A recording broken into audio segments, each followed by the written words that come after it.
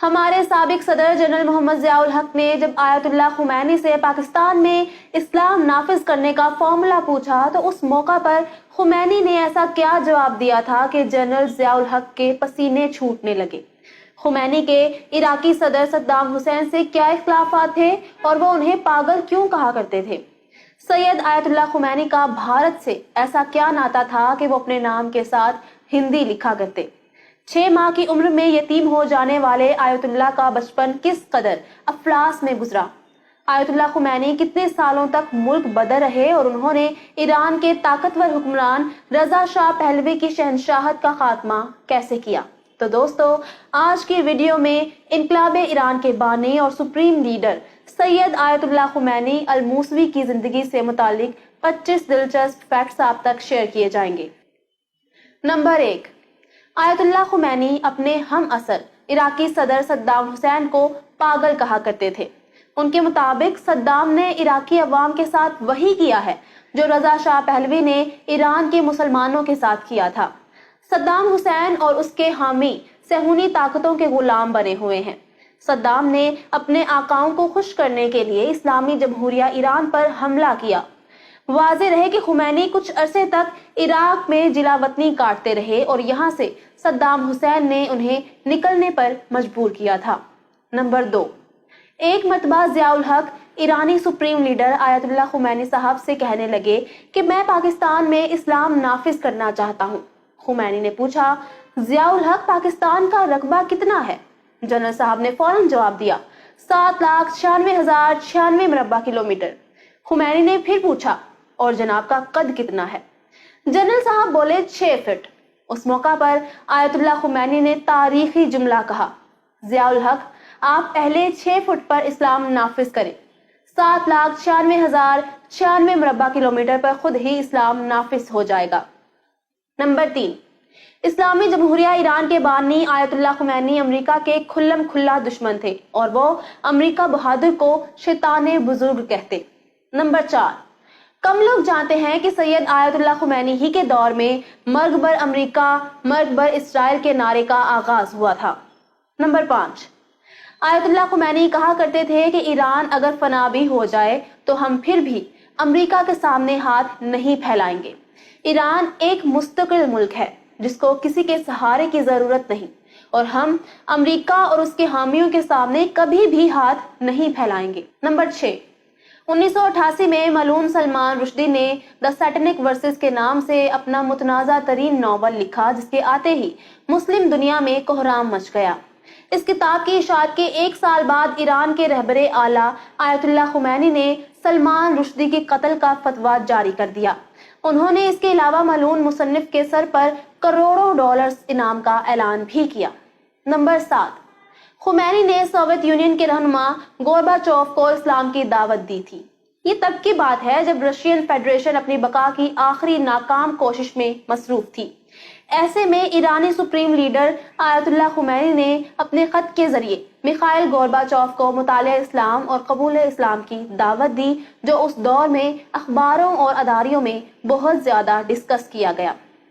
Number 8، سید آیت اللہ Khomeini آج سے 118 برس قبل 23 ستمبر 1902 کے روز ایرانی دارالحکومت تہران سے تقریباً 2 میل دور خمین کے علاقے میں ایک مڈل کلاس فیملی میں سید مصطفیٰ موسوی کے گھر پیدا ہوئے۔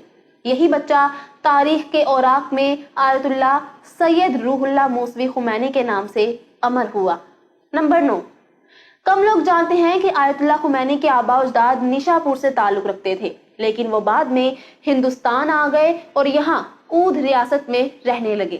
نمبر 10، خمینی کے پردادا سید احمد موسوی لکھنؤ شہر کے مضافاتی علاقے میں رہا کرتے تھے، لیکن پھر 1857 کی جنگ آزادی سے پہلے وہ ہندوستان کو ہمیشہ کے لیے چھوڑ کر ایران کے علاقے خمین آباد ہو گئے۔ نمبر 11، سید روح اللہ کی عمر 6 ماہ بھی نہیں تھی کہ اس کے والد کو کسی تنازع میں قتل کر دیا گیا۔ نمبر 12، روح اللہ خمینی ابھی 16 برس کے ہوئے تھے کہ ان کی والدہ بھی چل بسی۔ تب سے ان کی تعلیم و تربیت کی ذمہ داری ننیال نے اٹھائی۔ نمبر 13، روح اللہ خمینی کے آباء اجداد چونکہ ایک طویل عرصے تک ہندوستان میں رہے، یہی وجہ ہے کہ انہوں نے اپنی شاعری میں کئی جگہ پر اپنا تخلص ہندی لکھا ہے۔ نمبر 14، خمینی نے اپنی تعلیم ایران اور عراق کے دینی مدارس سے فراغت کے بعد انہوں نے قم شہر ہی کے مدارس میں پڑھانا شروع کر دیا، جبکہ وہ کچھ عرصے تک عراق کے مقدس شہر نجف میں بطور مدرس اپنی خدمات دیتے رہے۔ نمبر 15، سید روح اللہ خمینی جن دنوں ایران میں بطور مدرس اپنی خدمات دے رہے تھے، ایران میں بطور مدرس رضا شاہ پہلوی ملک کا حکمران تھا۔ کم لوگ جانتے ہیں کہ آج کے ایران اور رضا شاہ پہلوی کے دور کے ایران میں زمین آسمان کا فرق تھا۔ 70 کی دہائی کے آخر تک ایسا لگتا تھا کہ ایران شاید یورپ کا حصہ ہے۔ یہاں اسلامی روایات تقریباً ختم ہو چکی تھی۔ خواتین کے حجاب پہننے پر پابندی تھی۔ تہران میں عوامی مقامات پر لڑکیاں سکرٹس اور کم لباس میں نظر آتی۔ نائٹ کلبز، جوئے اور شراب خانے بلا روک ٹوک چل رہے تھے۔ یہ سب کچھ دیکھ کر سید روح اللہ خمینی بھلا کیسے خاموش رہ سکتے تھے؟ شاہ آف ایران کی پالیسیوں پر تنقید کرنا اور ایرانی شہنشاہیت کو للکارنا خمینی کا جرم تھا۔ اسی جرم کی پاداش میں خمینی کو گرفتار کر لیا اور انہیں 15 سالوں تک جلا وطن ہونا پڑا۔ نمبر 16، رضا شاہ پہلوی کے خلاف ایک مظاہرے میں سید روح اللہ خمینی کے یہ الفاظ آج بھی آن ریکارڈ ہیں: میرا دل درد سے پھٹا جا رہا ہے، میں اتنا مغموم ہوں کہ اب تو بس موت کے دن گن رہا ہوں۔ رضا شاہ پہلوی نے ایران کی عزت و ناموس خاک میں ملا دی اور اس نے ہماری قوم کا سودا کر لیا ہے۔ اس قانون سے ایران کی غیرت مند عوام کا درجہ امریکی کتوں سے بھی کم ہو گیا ہے۔ نجف، قم، مشہد، تہران اور شیراز کے لوگوں، میں تمہیں خبردار کرتا ہوں کہ ایسے غلامی نہ قبول کرو۔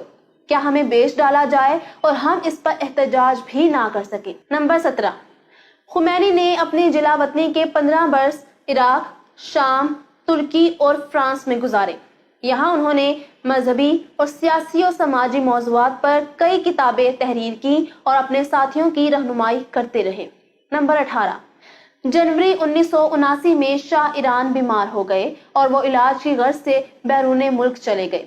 یہ وہ موقع تھا کہ روح اللہ خمینی نے ایران واپسی کا اعلان کر دیا۔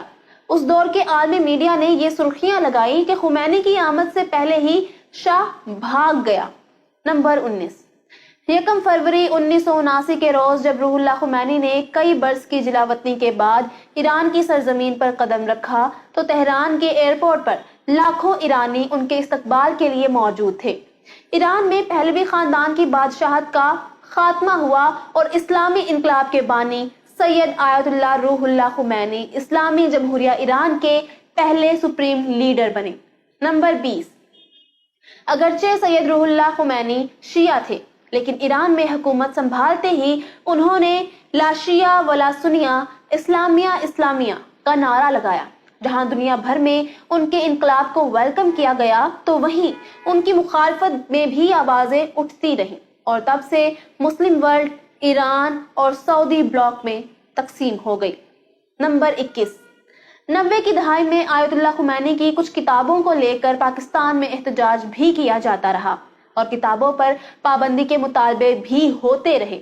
جب مولانا عبدالستار خان نیازی نواز شریف کی کابینہ کے وزیر مذہبی امور تھے تو نیازی صاحب نے پاکستان میں فرقہ واریت کے خاتمے کے لیے شیعہ سنی اکابرین کو ایک ٹیبل پر بٹھایا تھا اور کئی سفارشات حکومت کو بھجوائیں۔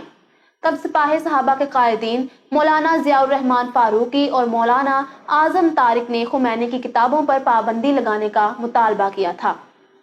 نمبر 22، آیت اللہ خمینی کے گھر کے باہر ایک بورڈ لگا ہوتا تھا جس پر یہ تحریر تھا کہ ان کا کوئی ترجمان نہیں اور جو بھی ان سے ملنے کے لیے آتا اس پر واضح ہو جاتا کہ امام کا کوئی ترجمان نہیں ہے۔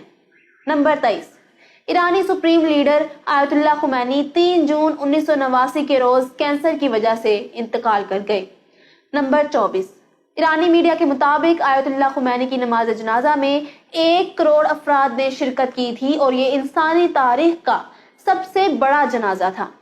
نمبر 25، تحریک منہاج القرآن کے سربراہ علامہ ڈاکٹر طاہر القادری نے آیت اللہ خمینی کی وفات پر کہا تھا کہ خمینی کا جینا علی اور مرنا حسین کی طرح ہے۔